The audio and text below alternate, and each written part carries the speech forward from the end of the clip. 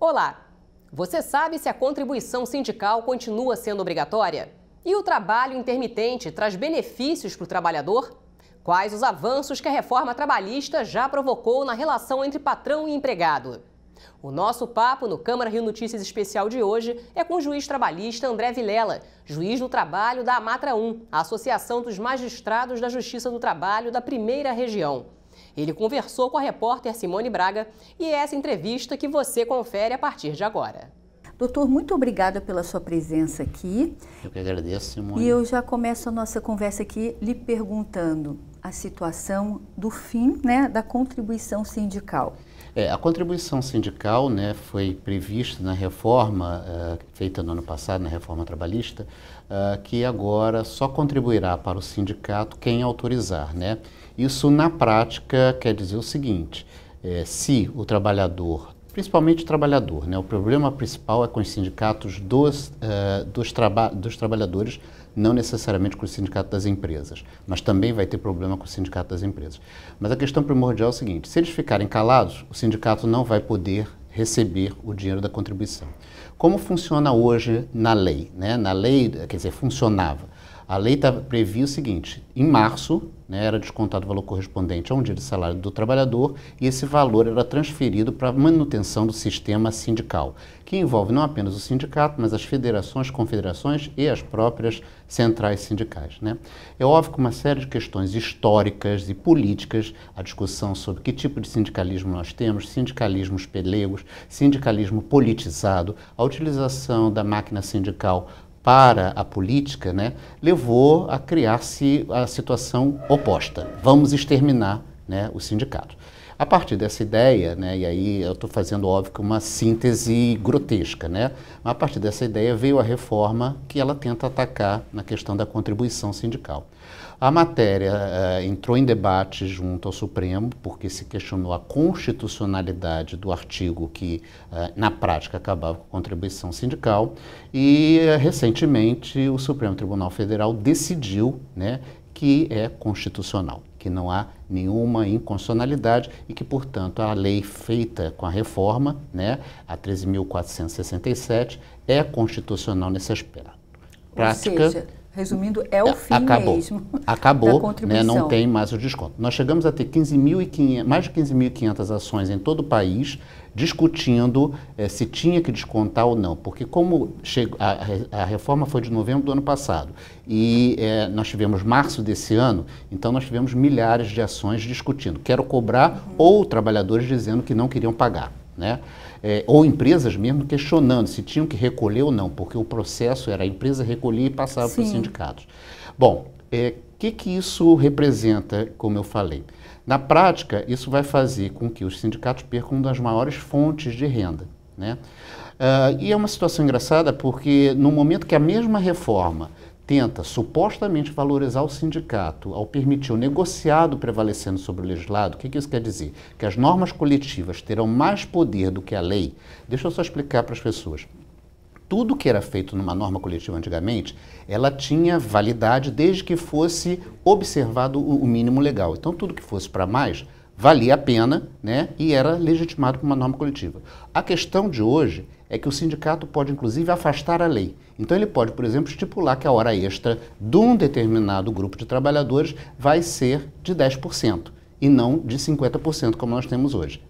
É óbvio que a hora extra é grotesca, porque a matéria está na Constituição. Sim. Mas é só para dar uma ideia do que eles podem fazer no que diz respeito aos direitos que estavam previstos na lei. Eles podem atuar, Isso, eles passam a ter. Então, fica uma contradição, na medida em que você quer valorizar o sindicato nessa conversa, que o sindicato não vai poder se manter.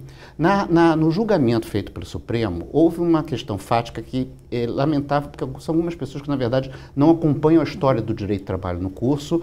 Se a gente pegasse o grande doutrinador, que era o Arnaldo Susequinte, que defendia a questão do sindical, e ele falava o seguinte: não é a contribuição sindical que faz o número de sindicatos, É óbvio que ela também não legitima o sindicato, porque a maior discussão é a legitimidade do sindicato.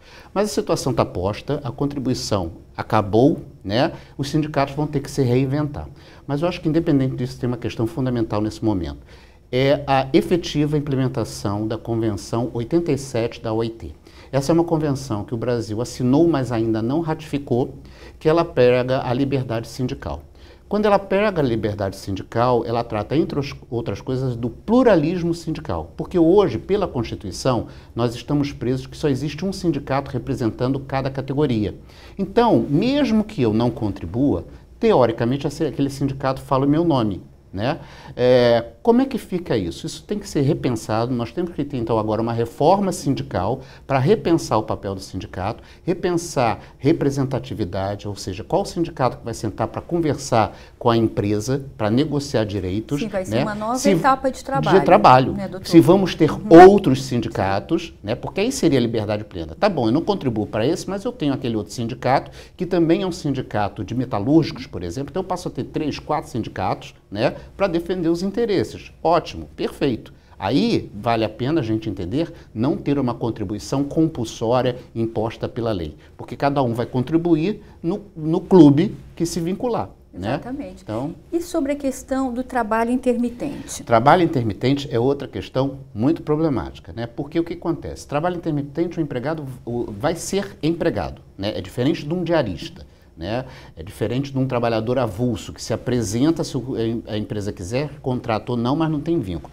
Trabalhador intermitente, ele vai ser empregado, só que ele fica em casa à disposição. A empresa pode, até 3 dias antes, dizer se vai precisar do trabalho dele ou não. Tá? Se ela disser que precisa, paga o dia de trabalho. Se ela disser que não precisa, não paga nada. Tá? E mais, se ele faltar, ele ainda paga 50% para a empresa. Então, veja, ele está com 4 dias à disposição do empregador para trabalhar apenas no 4º dia, recebendo apenas por 1 dia. Tá? Então, no período de 1 mês, ele vai trabalhar poucos dias, receber menos do que o salário mínimo, né?